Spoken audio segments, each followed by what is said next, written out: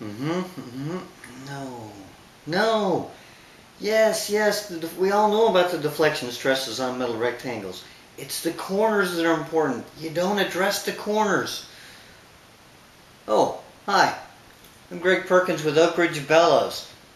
Just doing a little bit of light reading on the EJMA 9th edition here. You may be asking yourself, do I need to buy a copy of the 9th edition? Well, that depends on what you're looking for. Why don't we go over a few things and then maybe you can make that decision for yourself. Information such as installation or applications, pipe thermal growth, piping systems. Now, if you're a guy running pipe stress program, the examples here in EJMA, you don't need those. You're running a pipe program on that. A lot of the information that the users really need, well, you can find that kind of information on our website or on other manufacturers' websites. Really, the heart and soul of EJMA is in the design equations, and those interest probably just a very few segment of users, because all of us expansion joint manufacturers are going to supply you the EJMA calculations for a custom design, and anything that we quote will have a calculation straight per EJMA for you. So you may not need that or if you're interested in the equations. That's what the manual is all about. It's all about the equations.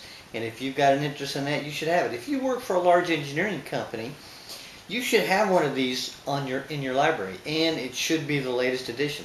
The latest edition is red. If you don't have a red one, you don't have the latest edition. You can get these through the EJMA organization. You can Google EJMA. I think it's ejma.org, and you'll be able to find it. They're kind of pricey.